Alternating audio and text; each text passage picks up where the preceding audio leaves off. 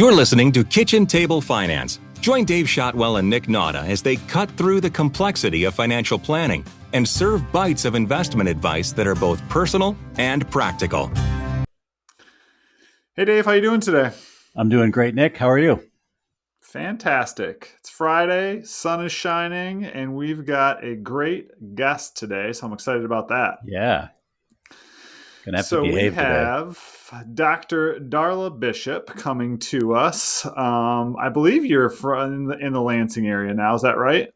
Yes, I'm live from Delta Township, technically, but I've got a Lansing address. Oh, perfect. We are Delta Township company as well. So we're probably right next door to each other and don't even realize it. There you go. Yeah. But we're excited to have Darla on today. She has recently written a book that's going to be released in the next 40 days or so. Did I get that right? That's right. December 12th, 12/12. Awesome. December 12th, just in time for Christmas. I know Dave was looking for some presents to buy his family, so this is perfect. So, but Darla, why don't you tell us a little bit about your book and why you chose to write a book on personal finance? Oh, yes. First off, I have to say thank you so much for having me on the show. Amy introduced me to you all and have listened to a few episodes, and you guys put out some great stuff. So I'm excited to be part of the guests. Awesome. Yeah, thank you. Yes, so I wrote a book called How to Afford Everything. And the book comes out in December. We are accepting pre-orders now. So if you're thinking about it and want to get a couple of presents off of your holiday shopping list, you can go and order it right now, today, if you would like.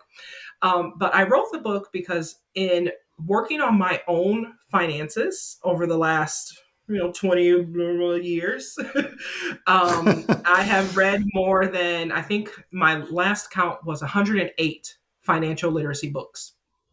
Wow. And of those 108, there were only about 7.5 that I think did a good job of helping folks who had a lot of competing priorities figure out the right order. Mm-hmm. And what I found in, giving mostly solicited advice from friends and family and coworkers, is that we're managing lots of things, right? We're managing our careers and sometimes the salary negotiations that come along with that. We're thinking about our parents as they get older, where many of us are raising children and trying to think about whether they will go to college and what we want to contribute to that. A whole lot of us are paying off student loans, some more than others. And we're saving for retirement. And when things are tighter than normal, not necessarily having a good decision tree on what's okay to pause, what's important to prioritize. And so I've made this book very practical with actually a lot of worksheets. I'm interested to hear the feedback as folks get it, whether they love that I put so many worksheets on it or feel like, I cheated them out of some pages. Because I wanted this to be real life practical advice for people who know that they could do their money better, but just aren't exactly sure how. Yeah, absolutely. So I'm curious how you started on this journey of reading 108 some personal finance books. I think most of our listeners would feel like that's some sort of unnecessary torture. Well, for the record, this has been over, more than 20 years. So this isn't something I did in the last week. But it started because I went to the University of Michigan, go Blue, for college. And I remember my family being so proud of me and so happy for me to go to college, but having no ability to help me, right? Like being like, we know you'll figure it out. You have your scholarship. Just keep your grades up. It'll be fine. And going to college, being dropped off by my cousin, who was the only person in the family, because we kind of called all around, who can take Darla to college, who has a car good enough to make it to Ann Arbor and back, right? And her saying, we have to leave by this time because I have to be back to Detroit to go to work, because she was working a kind of a new job, which is what allowed her to lease the car that was good enough to drive me to Ann Arbor. And her being like, so proud of you. Gotta go, love you. Whereas my roommate at the time had both of her parents with us. They took us to dinner. They took us shopping at Meijer, which as an out-of-state student was a big deal for her and her family. They were in a Yeah. hotel room all week. They offered to buy my books, which at that time was like $400 because I had a bunch of those big, heavy textbooks. And because they were like, oh, we noticed you didn't buy any books when we went to the bookstore. And I was like, yeah, I'm a scholarship student. I'll get them later. And they're like, we know you're good for it. We'll buy it. And I was like, oh, no, like I can't accept that kind of gift from you. I mean, I accepted the Diet Coke and the feminine products when we went to Meijer, but books, that feels like too much. Yeah, you draw the line. When her parents left, I remember trying to ask my roommate, so what do your parents do for a living? Because in my brain, if you have enough money to spend a week in a hotel, have a rental car, they had plane tickets and football game tickets and offered to spend hundreds of dollars on my books. And I overheard them talking about writing a check for her tuition. I'm like, whoa, these people must be really wealthy. I bet her dad's like the president of a company, or he must be a doctor. And she said, oh, I don't know. My mom kind of works at the church, but I don't know if she works there or if she volunteers there. She just started doing that when my brother went to college 2 years ago. So in my brain, I'm like, wait, so these people have 2 kids in college and the mom maybe works. And the dad was a pharmacist, but worked as a manager. A manager. Okay. I expected her to say CEO, vice president. Right. Are you sure he's not like a vice president or something? She's like, no, he's a manager. He's been a manager a long time, but he's a manager. And I'm like, okay. So she can't tell me why she's not poor. The same reasons I can't tell her why I am poor. But I love it. I can figure it out because reading Rainbow when I was a kid told me, if you ever want to learn something, look in a book. So I went and found books. I think one of the first books I read was a Susie Orman book. And then I think the second one I read was, because she was getting popular around that time, was a book by Michelle Singletary, who used to have a financial column in the Washington Post. And then, personal finance for dummies and all types of things over the last 20 years, because I was like, well, the other 18-year-olds don't know what they're doing, just like I don't. But if I read, by the time I get out of college, I will know something. And I had this golden ticket because I was a scholarship student where before I went to college, I had fully anticipated that I would be a working college student, working 2 or 3 jobs at a time to not only pay for my own expenses, but probably to send a little money home.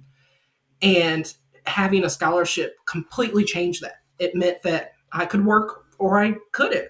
It meant that I could join clubs and be active on campus versus being at work all the time.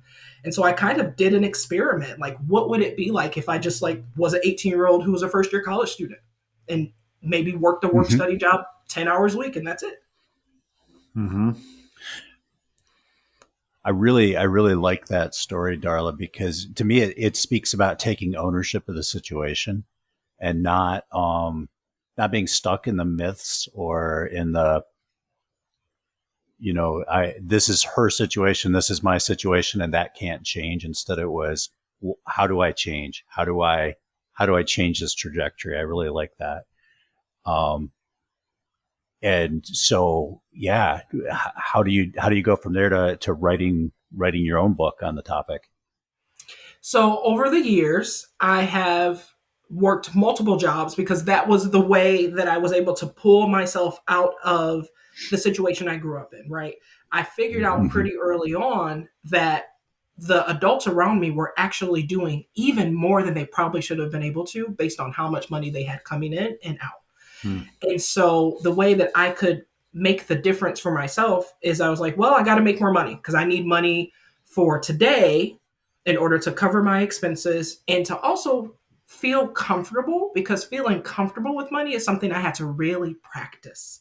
But I also needed money for the past because of, maybe decisions the adults around me made growing up, or because I wanted to make sure that I was still sending resources home to my younger siblings or to my family members.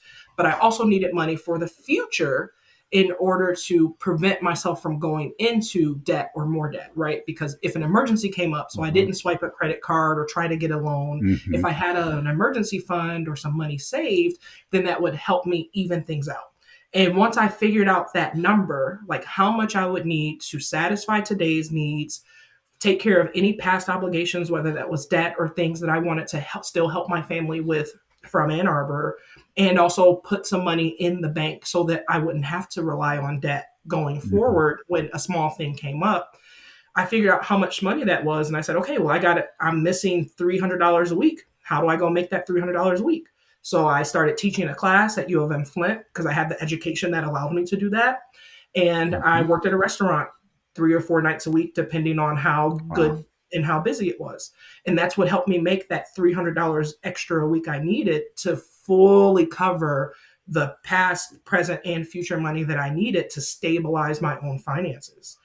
And in working all those jobs, people kind of noticed like, oh, well, you seem to be pretty good with money. Because I tell them, oh, well, I have to work tomorrow because I need $72 more this week. And they'd be like, that's a very specific number. I was like, oh. Yeah. Like, well, Very because I have aware. a budget. Right. Because I have a budget. And for my budget to work this week, I need $72 more. And they'd be like, okay, well, you can have my shift if you really want it. I'm like, great, because your shift is a good shift. I know I'll make my $72. Yeah. And because people kind of notice, like, well, you seem to be good at your budgeting. You know, would you look at my budgeting? Or I just got a new job. Can you help me look at the job offer? Am I missing anything? Or I don't know anything about this retirement account that they told me I should sign up for. Can you help me understand how I should sign up for it? And because I'd read so many books, I was like, oh, well, this book said this book said that. Because of what you told me about what matters in your situation, I'd listen to the first book based on what you told me your goals were, what's important to you. And then over the last probably 10 years, I've had mentees, friends, relatives we've done this really informal kind of like, oh, we'll call Darla because she knows this stuff. Sure. Coaching. And people kind of said, you should write a book. And I'm like, yeah, I'll get to it. And over the summer, I said, you know what? I'm getting to it. I'm going to write it. That's great. That's awesome. So I know, obviously, with writing your book and budgeting and all the budgeting that you've done, but one of the things that you talked about that I think's extremely difficult for a lot of people, and that is prioritizing. So I'm curious, what advice do you give on people when you have multiple competing, conflicting things for your resources? How do you help walk people through figuring out which one makes the most sense for them? Because it's not always black and white, plain vanilla, right? That's right. And what I figure out when I've talked to multiple people who've been in that situation is because it's been so stressful over some period of time, maybe a few weeks, over a few months, maybe even a few years, that they haven't taken the time, and probably because they haven't had the energy or the guts to truly look at their financial situation, right? They're just kind of feel like they're swimming, treading water, and haven't asked for help until this point because they thought maybe someone's going to tell them they needed to budget more or spend less money, and they can't imagine even how they would do that. And so the approach I take is, first of all, like, look, we're going to write down every cent that you owe to anyone, whether it's a traditional debt, a credit card, a loan, a student loan, your mom, your cousin, your coworker who loaned you $10 for gas money. We're going to write everything down, and it's going to hurt a little bit at first. But guess what? Once we put it on paper, we take away its power because now we can do something about it. So we got to get over that first hurdle. And then we're going to write down every piece of money, every cent that comes through your door. And if there is a difference between the money that goes out and the money that comes in, we got to figure out where we can cut. Or my personal favorite, where we can increase. Now, when you're young, you're single, or you have really, really good childcare, then this is a little bit easier, right? You can pick up a side gig, you can do freelance work, you can pick up a second or third job. But if you don't have good childcare, you already have children, you have to be a little bit more creative about how to bring more money in to the household. And so, but it's about the first step is we got to actually write your stuff down and look at it. And I know it's scary, and I know it's going to stress you out, but I promise you, as soon as we can't, and I actually tell people, I said, we can't put it on a computer. We can't use an iPad. We can't use a tablet. We can't put it on your phone. We got to use good old pencil and paper, because by you physically writing it, it will release the power from it so we can do something about it. Very cool. Nick, we've met a fellow budget evangelist. Yeah. Yeah, budget is not in one of my chapters. I have in big bold letters, or well, we haven't finished formatting, but I told them put this part in big bold Sure. letters. Budget is not a bad word. Folks, especially if they feel like they haven't had enough, and so they already feel a little tight. They're like, a budget's just going to restrict me. Or no, no, no, no. A budget is your yes list. A budget allows you to Yes. know what you can say yes to, and what things maybe you should say no to, or maybe later. Right. And Nick and I always tell people that, show us your budget and we know your priorities. Right. Mm-hmm. And so, you get it down on paper and you can't avoid the fact that, your cell phone bill and your cable bill, you've prioritized more than maybe some things that, need to be, a little higher on the, hierarchy there. Well, I Yeah, think you're that's absolutely right, Darla, when it comes to when you write it down, then all of a sudden you're taking back Yeah. control of your priorities instead of letting society or whatever you signed up for control your priorities, right? And that's such a huge step. And, it's like when you talk to people about weight loss, the first thing they tell you to do is write down everything you eat. Right. And just the exercise of doing it has shown to improve people's results in terms of, how they care about their fitness and their eating habits and things like that. And I think budgeting very similar, like you're talking about.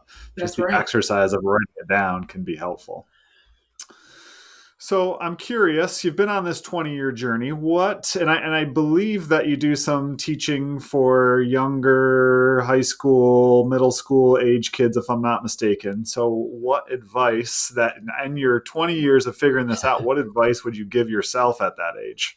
What's the one thing you wish you knew back then that maybe you've learned over the last 20 years? I'd actually have to just speak to my heart. Like, it'll all work out. That's the first thing I tell myself. If I could put a message in a bottle to my younger self, I'd say, look, it'll all work out. I promise. Trust it. Yeah. And then the second thing, something that's slightly more practical, but almost as important as telling young people that it will all work out, is to ask a lot of questions. And if you can't get answers to them, ask other grownups, ask other adults, and find a book. There's a book about everything. Now, I might tell you that the internet is really easy to find information, but not everything on the internet is real or accurate or true. If someone went through the trouble of writing it down and getting it printed in a book, it probably has a little bit more weight than something that anyone can just post from their phone on a TikTok or an Instagram. So if you see something that sounded good on social media, see if there's a book that backs it up, because then you'll know it's the real deal. Yeah. And to take that a step further, it might be easier to tell with a book if you're the target audience. That's because right. a lot of what I find, and maybe your experience is different, but that a lot of what is on the internet, it's not that it's wrong. It's just that there's no way for the casual reader to know, hey, are they speaking to me, or is that for someone else in a completely different situation? Where hopefully with a book, you'll be able to figure out, hey, is this writer for me, or is this for my cousin who's in a different tax bracket than me? Yeah. I think that's a great point. We talk about it a lot of times with, investing. A lot of times there's all these different investment advice out there, but usually most of those are for people that are playing a completely different game than what you're playing, right? It's a Morgan Housel quote. Yeah, so, that's a good one. I think that, what I love about your story, Darla, is, you and I don't know what you studied exactly at the University of Michigan. My guess is it wasn't personal finance. No. But but not for credit, at least. Right. Well, what's interesting to me is you saw this problem. We've talked about it on this podcast before. There's a lack of personal finance education in this country. And you saw that as a problem. And instead of just saying, oh, well, I guess I'll just figure it out as I go, you made that intentional step to, actually educate yourself on that, which I think is huge. I think, a lot of times when we see clients, they have similar thoughts about it, but instead of going out and educating themselves, they just kind of, turtle shell and stick their head in the sand and hope it all kind of plays itself out. So, I think that's kudos to you for being able to do that. And I mean, I get it, right? Because money is one of those things that should be simple, right? It's like, okay, so it's some simple math, plus, minus, maybe some division. It's a tool that we use. We trade it. We trade our time for it in most situations, and then we trade the money for the things we need to live, right? Like it should be simple if you look at it that way. Yeah. But we get all of these messages, rules, feelings tied up with money based on how we saw the people around us use it, not use it. And then with media, even not even thinking just about social media, but even television shows and movies, how money is used in those settings really shape how we think and how we feel about it. And most of us, I mean, I'll share, I've had hundreds of hours of therapy with various therapists who've taught me how to think through things and to dissect why I feel a certain way and why I think about something and like what maybe happened in my life in an earlier stage that made me feel this way about this thing. But most people haven't had the benefit of that. And so like, I get why you would say, I don't know so much about that. So it'll work out. I'll just hide over here and it'll be fine. Yeah. But I mean, you make a couple of great points there. And one of the things that struck me as you were talking about that is, it's a smaller growing segment. There are a small group of them, but there's not a lot of financial therapy. There's not a lot of financial therapists. And that's another huge need that we have. Yeah. But also, I was reading a book the other day about the messages that we get through TV. And there's this whole, I don't know if it's Reddit or one of those like chat streams where they go through and they like actually do the math on like, okay, how do these people with the jobs that they have in New York City on Friends afford these apartments and these lifestyles? Yeah. But and then, the unseen message that we get from that is, oh, well, they can do it. I can do it on a, crappy job as a failing actor or whatever it is, and still have this nice house and be able to go out and have coffee every day. So I think that's so true in terms of the messages that we're getting versus what's actually reality. Mm-hmm. And on top of that, the piece that complicates it is just like sex education, parents aren't trained on how to talk about money. And so we do, I'm a parent, I have young kids, so we kind of do it by trial and error. And if we think we didn't have a great example, then we might say, well, I'm not going to do what my mom and dad did. But that doesn't mean we know the right thing to do. We just know the thing we don't want to do. Right? But that leaves a whole spectrum of things that we could still be getting really wrong. And so in the people you learn the most from, whether you admit it or not, are the folks you live with, right? And so if your parents don't know how to talk about money or use money or realize that they're showing you how money works by their day-to-day actions, then how else would you know? Yeah, exactly. Absolutely. Well, it's so interesting. We work with a lot of people and a lot of families, and one kid can take that early message one way and the other one could take it completely opposite. And more often than not, that's what happens, right? Yeah. So I think I find that stuff super interesting. I'd like to go back to one of the points that you made about just finances in general, and like it, from a math standpoint, it's pretty easy math, right? You would think it would be very easy. The problem is all of the emotions that come into it. And, I bring this up quite frequently on our podcast, and that is, if it was just a math problem, we'd all be living in cardboard boxes with multi-million-dollar investment accounts. And we joked the last podcast that they were going to print that on my tombstone.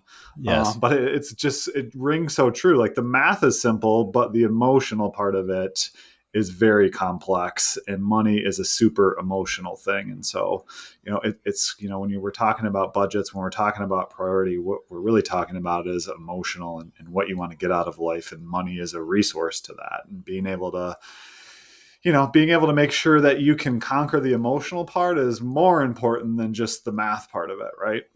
That's right, because we're all walking around with calculators in our pockets now. So the math part is actually pretty easy. Yeah. And I mean, and one of the things we talked about earlier in the show, you said, well, what kind of, got you to read 108 books? Well, I was motivated by our lifestyle growing up. I remember thinking when we'd have these small little things that should have been small little things end up being big things, like a car repair that messed things up for a whole month, or a missed utility bill that caused all kind of havoc, or a missed work shift that messed up something.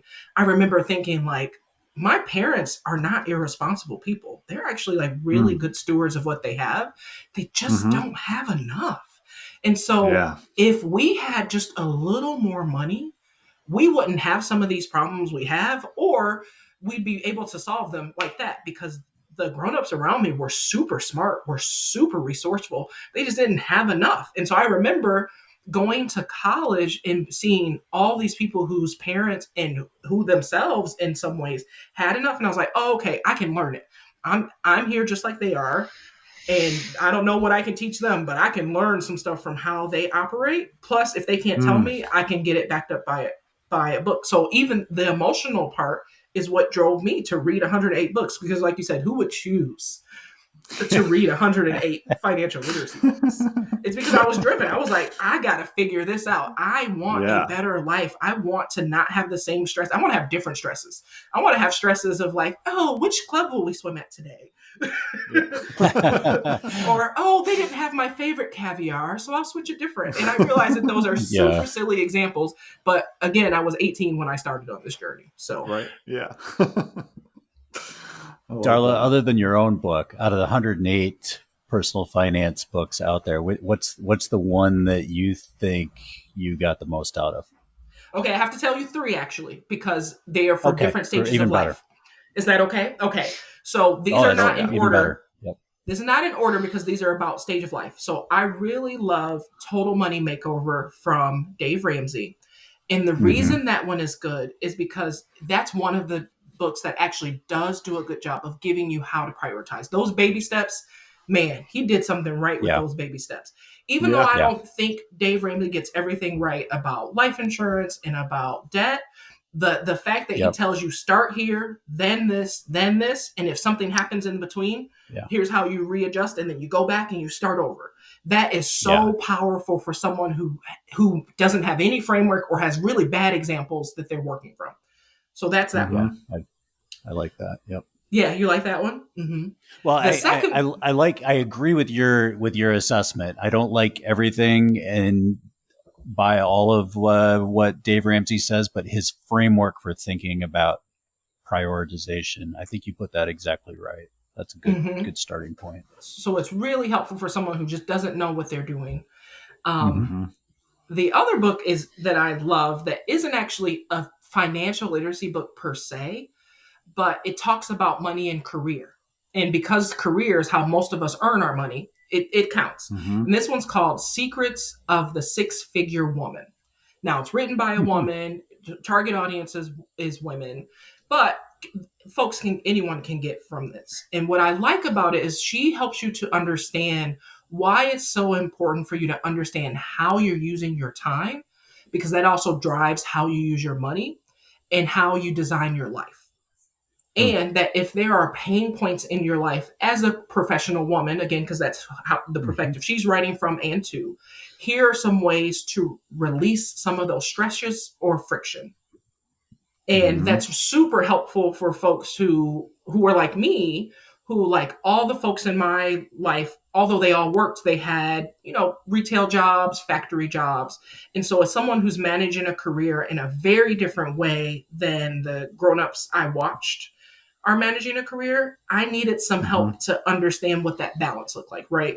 Like my mom worked as a professional for most of my childhood, but she never really brought work home. Every once in a while, she'd kind of bring a binder home that maybe she needed to fix some notes on. But I carry around a cell phone for my work, and my work is always available for me to do. Yes. And so understanding like how to manage that without feeling like I'm not doing too much or not enough, but also earning my money and being having some balance as a professional person. So that's one of my favorite books that I recommend to lots and lots of people. Awesome. Before I tell you my third, what would you say? What's one book that you like? Oh, again, it can be a bit nebulous because it depends on to whom I'm making the recommendation. Psychology of Money by Morgan Housel, I've read twice now. I think it's fantastic for most people and hits on a lot of the things that I think trip people up in that we deal with, Darla, which is maybe a different audience than what you normally deal with. I'm rereading The Millionaire Next Door now for the, well, some of it I've read 2 other times. And, I think I've given that to my kids and told them, this is a good framework for how to think about consumerism and your money. So those are my 2. How about you, Nick? I would say I'm a big George Kinder fan. So Life Planning for You is one that he wrote, more consumer facing. Love that one. Also a big fan of Morgan Housel's Psychology of Money. I thought that one was great too. So since David already said Millionaire Next Door, which is absolutely in my top 5, I will instead offer Soul of Money. And this was written by a philanthropist. The Soul of Money, written by a philanthropist. And what I think this one does so well is she helps you to understand that money has energy to it, and that where you put it and where it comes from matters, especially as you are trying to have a certain relationship with money. And it's weird to say relationship with money. Why would I have a relationship? Oh, believe me, you are in relationship with money, whether you believe it or not. And so whether you have it or not. right. Yeah. You are in relationship with money. And so this one, I think, helps you to peel back the layers of what a relationship with money means and how you can shift it if that's what you want to do. Well, that was a good list. We got to put that in the show notes. That's a good list. Yeah. That is a good list. That one is on my list as well. I have not read that one. We did a podcast recording about that book not too long ago, but I just love the way she thinks about money, and coming from the philanthropy side, it just made a ton of sense to me. And you're right. I love how she talks about money, how money flows, and, and making sure you continue to help it flow is that much better for you. So big fan of that book. So I hope that next year when you ask someone, they'll say, "Oh, How to Afford Everything by Darla Bishop." That's right. Which we should probably let people know where to find your book on December 12th. Where do they find that book? Where do they find out more about you, Darla, and what's next for you? So the easiest way is go to my website, darlabishop.com. And you can learn all about me, about some of the workshops that I have. The worksheets from the book will be there soon. And you can pre-order the book right now. So darlabishop.com is the easiest place to find me. Awesome. Love that. That's nice. That's easy. So now that your book's coming out, what is next for you? You can take a break for a while.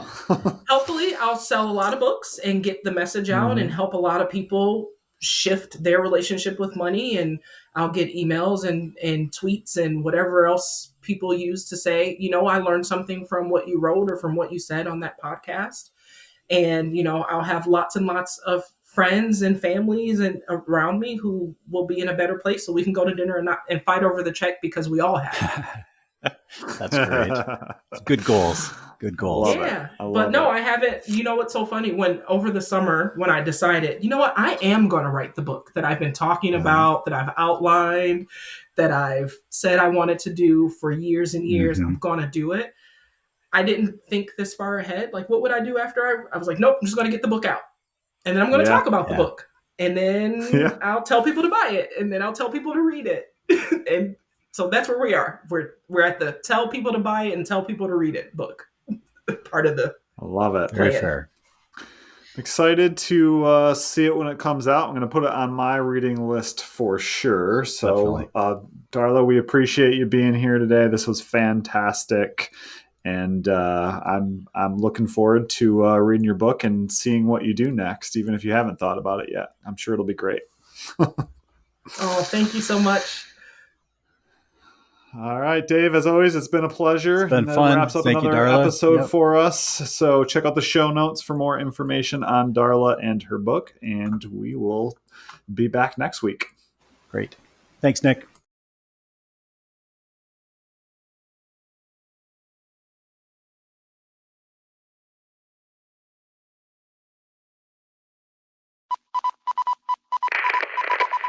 This is a Zedia Media production.